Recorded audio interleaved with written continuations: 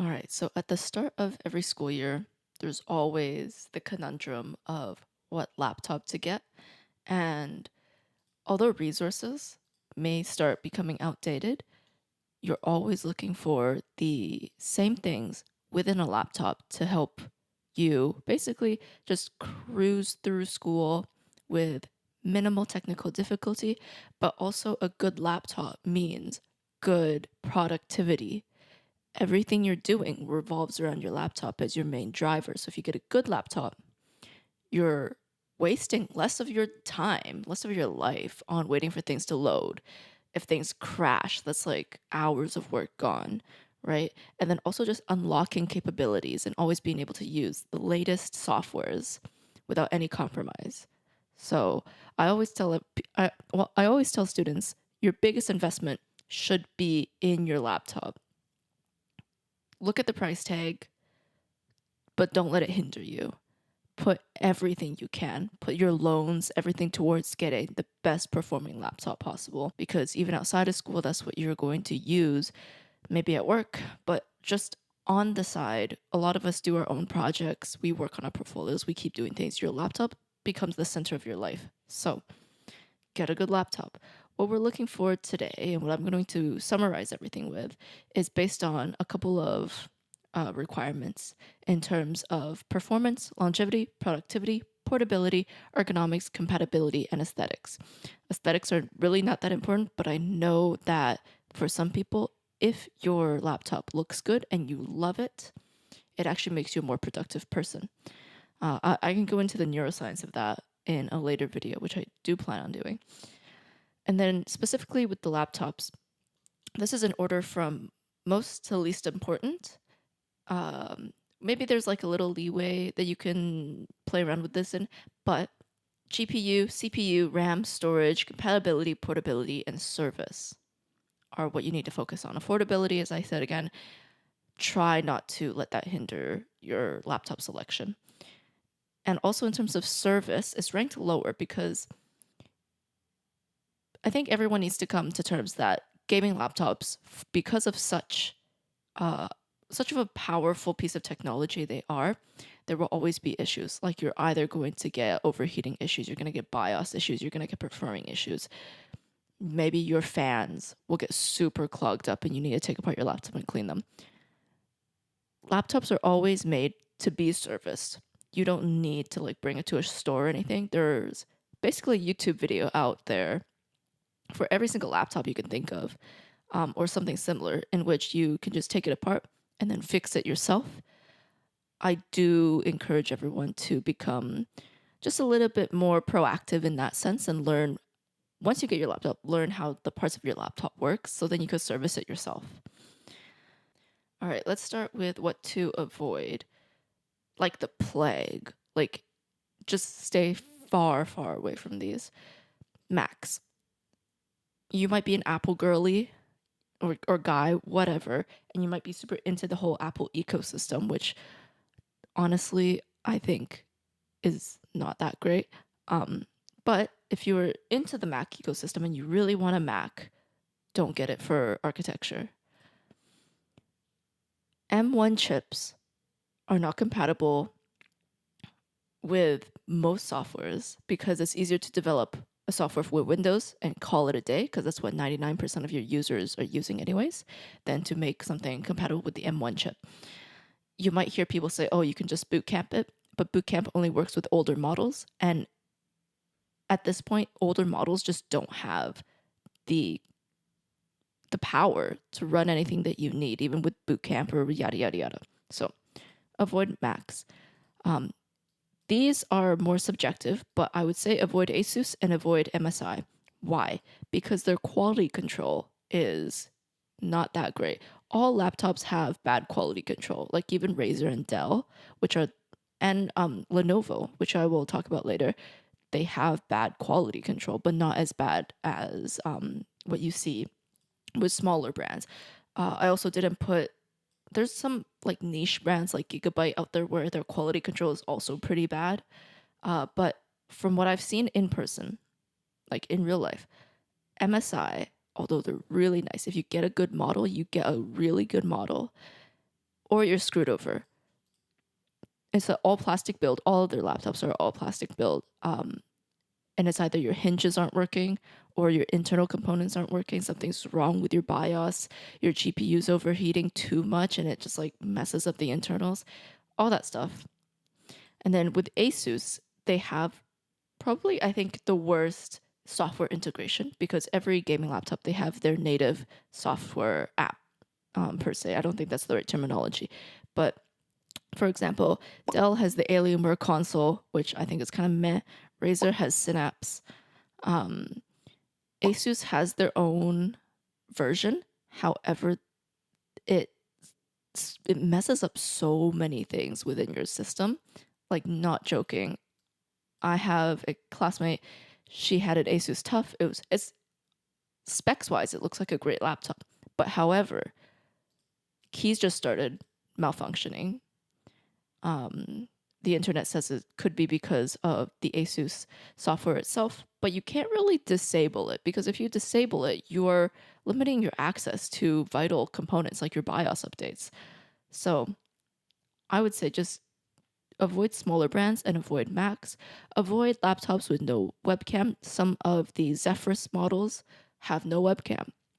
Some smaller laptops don't have a webcam, and that's crucial because you are going to be in interviews and you are going to need your webcam, especially in this day and age, to join Teams meetings. Like some of your classes might be virtually. So having no webcam is just a no-go. And then I mentioned here, yeah, small brands.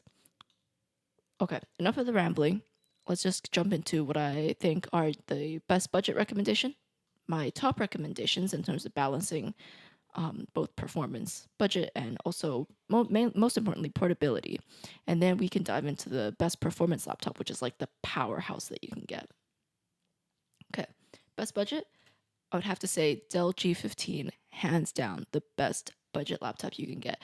This thing's crazy because you can smush in all the top tier specs. And then the trade off for it is that it is a bulky laptop. It's a huge laptop. Like, for example, this one. This is my work laptop. This is like even with any of the gaming laptops, you're not going to get anything like this thin. However, the G15 is like maybe even like twice the size. I would say basically double the size of a standard laptop. It is a huge, bulky piece of plastic. But again, a lot of these other laptops from like the top tier laptops, even from these brands, are still big, bulky pieces of plastic.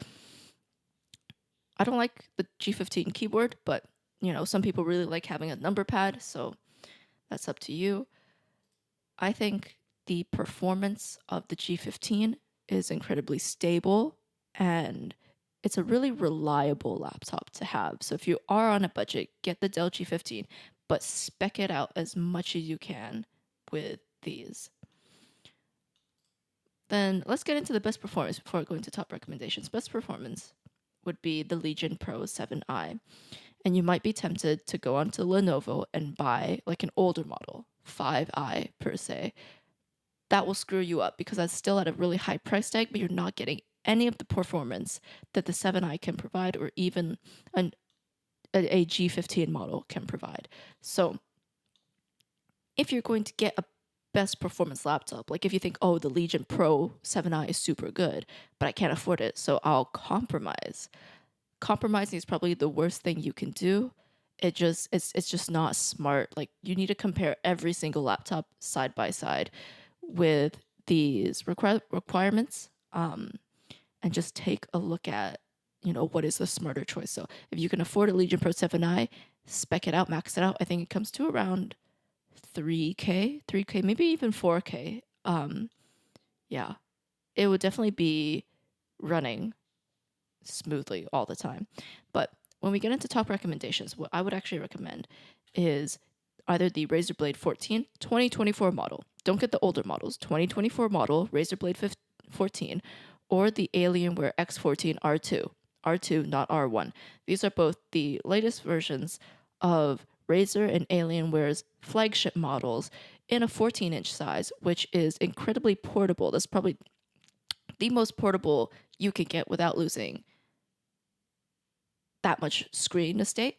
I don't even think they make 13-inch laptops. Like unless you're talking about like Chromebooks or something. These are specced out. You can spec them out, and the why I recommend these is it's solid build quality. I have my Alienware. It's the X15R1. I've made videos on it. It's still running smoothly. It's beautiful, full aluminum build, and it's sleek. Like again, I can't pick up my like Alienware right now because it's plugged into my monitor and everything down there with all the cables, but it's basically as thin as this. Let's add like half a centimeter to it. Incredibly portable. It is heavy, which is why I would suggest the 14-inch model. And the battery pack, which is something like not a lot of people consider. Do I have one around here? No, I don't. Okay. When you're carrying on your laptop, you also have to carry around your battery pack. Battery packs are like bricks. They are heavy ass things. So you also want to try to like slim down on that while getting the appropriate wattage that your laptop needs. So the charger that comes with the Alienware and the charger that comes with the Razer Blade, they're pretty okay sized. I think they're incredibly portable. If you want to see an unboxing of the 15 that I did, I have a video of it.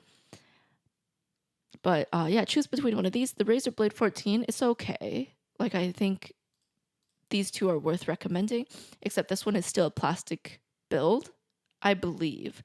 I've gotten my hands on the 2022 version, but I believe the 2024 version has the same build. The thing with the Razer Blade I've heard is that it's a fingerprint magnet. The good thing about the Alienware is that because it's white, which one looks sexy as hell, but two, it's you can't see your fingerprints on it. So choose which one you want. Razer I think is slightly more expensive than the Alienware, but both are solid performing laptops. And then I'll speak really quickly on peripherals and extras and see, you could try to see if you can bundle them up with purchases that you're making. Part of why I also recommend Dell products so much, like there's Dell and then there's Alienware, both Dell products, is because they have these reward points. So every time you check out, you get a certain amount of reward points. And those reward points are actually pretty hefty. So after I bought my laptop, I got $100 worth of reward points, which I put towards the probably the best backpack I've ever used. It's in my closet. And also like a USB. I also got a keyboard, which I left at home. But yeah, you can stack things up really nice with Dell reward points. I'm not too sure about Lenovo or Razer, but yeah, that's just things to keep in mind, especially if you're buying from like Best Buy or somewhere else where you could just bundle a lot of things together. Get a good keyboard, external keyboard. When you have a 14-inch laptop, you're of course going to get a monitor, but everyone ends up having a monitor anyways. Like everyone ends up having at least one monitor. So don't worry about that. But when you do have that, you need external peripherals. So get yourself a good keyboard. The keyword here is portable, which means something that fits in your backpack, something which is low profile. That's how thin it is.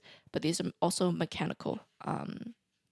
This one is a specced out Red Dragon one. Specced out as in the original one looks hideous, and then I put on these really nice low profile keycaps on them, and then I also loop the switches and everything. That's about as much as you could do with it, but super reliable, solid performing keyboard. I take this everywhere. It's great. You could choose between different layouts, right? I think this one I have is a 70% or 65%. Definitely keep your arrow keys. If you have a 60% keyboard, your life is going to be a bit hell because you're going to need your arrow keys a lot, and switching back and forth between the functions is a bit miserable. And then you also have this Logitech alternative. I think Logitech, they're reliable. If you don't want to go scope out other products and you just want to like default to the most basic white girl thing ever, I'm kidding. Just get Logitech products. So with the mice too, these things are ridiculous. They look ridiculous, but they're going to save your wrist a lot of strain. So with mice, you always want to get a vertical mice. We're going to be in front of our laptops for 95% of your time. So always get a vertical mouse. But I'm going to tell you what to avoid. So even if you search a vertical mouse right here, get a good quality one. So you can have the Logitech Lift or the Logitech MX, but they're expensive. People like to buy this Anker one because they're like, oh, Anker is a reputable brand, right? They have a vertical mouse, but this piece of shit is the most flimsy plastic I've ever seen. Clicks, wheel, buttons, everything are just really, really bad. So the only two brands I would recommend to you in terms of considering vertical mice are Logitech. So these two models, or if you shop Deluxe, this is what I swear by. So I linked the Seeker on the Miro board here, and I know it looks gross with that hex comb, but you can actually switch it out. Like the plates are magnetic in the back. I don't know if they show it here, but you can get it to be a really normal looking mouse, and they have features. And like this is even cheaper than the Logitech. They have features like the thumb wheel that will make your life so much easier. And that's kind of what the horizontal scrolls thumb wheel thing is what kind of funds the MX Master cult. I'm gonna call them a cult because I feel like everyone who has an MX Master is like, I swear by it. I don't recommend these though for multiple reasons. I'm gonna make a mouse video later on going more in depth, but basically if you're looking for something friendly for your wrists, you're either going to go full ergonomic, which is vertical because you're taking advantage of the highest degree of tilt that you could give to your wrist, which is natural, or you go with something light like this Keychron M4 I have. This is technically a fingertip gaming mouse. However, I use it for everything. I quit playing League, so I don't really game with it. But when you're doing architecture, you need precision, you need fast clicking. Get something that doesn't kill your wrist. I would say it might not be the most solid choice actually if you want fast performance. So think about these when I think about these mice. I really recommend this one for small hands. Like if you're looking at the Logitech Lift for smaller hands, I would actually recommend this one. I've used it, much more comfortable. The silent clicks are actually much more responsive than the Logitech ones, but the biggest pro here is that it's USB-C charging and not battery operated. The Logitech Lift is battery operated, which in this day and age, for such an expensive product, should not. Do they even have a picture of it? They don't have a picture of it, but that just should not exist. So try to really search around and scope out your options, but I would say these are your best option. I actually have a cheaper deluxe mouse here that I've experimenting with. This is like their clone of the MX Vertical, the larger one. I'd say honestly, just buy this. You don't need the MX Vertical. Like I think this is also lighter. You always want a lighter mouse, but everything performs great. Switches are fine. The coating is, I would say, is actually nicer, and the white just looks really nice. So get yourself a good vertical mouse. And please avoid, I swear to God, please avoid these crusty RGB gamer ass mice. Or like, if you're gonna get a small mouse, that's fine. Your wrist might die though. Like I know this one's battery powered. I wouldn't recommend it. Switches are also shit. Or mice that look older than your grandma. Like just invest in a good mouse, because the worst thing you want to do is end up with wrist issues and then not being able to do any of your work. So with all that out of the way, the last category here is just extra recommendations, extra things you can get to like spice up your game. You can get a tablet, you can go crazy and get an expensive digital one like the iPad Pro or the Tab S9. However, I think a really good alternative is a e-ink tablet. Now, I recommend tablets just because they allow you to go paperless. That's the main idea of it. You're not going to be able to do any fancy architecture modeling, etc., on these tablets anyways, unless you're paying a SketchUp subscription. And even that's like really naive of you, because SketchUp is shit compared to all the other programs that you can do and have on your laptop. So just choose something that's good for note taking.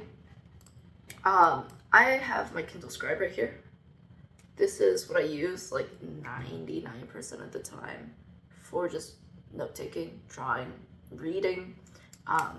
E-ink tablets are great because why would I get an iPad and then spend the money on a paper like screen protector that has to be replaced and wears down my expensive Apple Magic Pencil? It's not even called Magic Pencil, it's just Apple Pencil tip, when I could just get an e-ink tablet which does the same thing and then doesn't reflect in the light and has a long battery life. So it's really up to you. If you're more artistic though, I think a iPad or a S9 Plus is definitely for you. Make sure it integrates with your system ecosystem. So if you're a Android phone user, oh, I'm actually recording my phone right now. What am I looking for? If you're an Android user, get the Tab S9, get an Android tablet. If you're an iPhone user, get the iPad, whatever. And then good monitors. So monitors, you're always gonna end up having one. And it's up to you if you want to have a smaller one or a bigger one. People work at different ratios. For me, I find the sweet spot to be between a 27 and a 29 inch. That gives you real estate to enjoy basically two monitors without having two monitors side by side with that like nasty bezel in the middle. So think about a monitor. You can always go, like, there's always good deals on monitors. They're not that expensive. Make sure you invest in a good one. Because when you're in architecture and you're doing lots of pretty drawings, color accuracy is also really important. So anyways, here's an overview of everything. I'm gonna go in depth about keyboards and mice in a later video because I'm starting to go into the rabbit holes of like being a hobbyist and like building my own split keyboards, etc. Building my own mice, etc. So that'll be for a later video. And then I'll also, once I'm back in school, because I'm at work right now, like I'm in Toronto, I don't have my school set up. I have just a cute little office setup I have right here. But once we get back into school, I'm gonna make a full video alongside other people of what tech like architecture students use on a daily basis. So anyways, I hope this video is useful. And if you like, please drop a like, subscribe, comment, anything helps out. And I'll see you guys in the next one.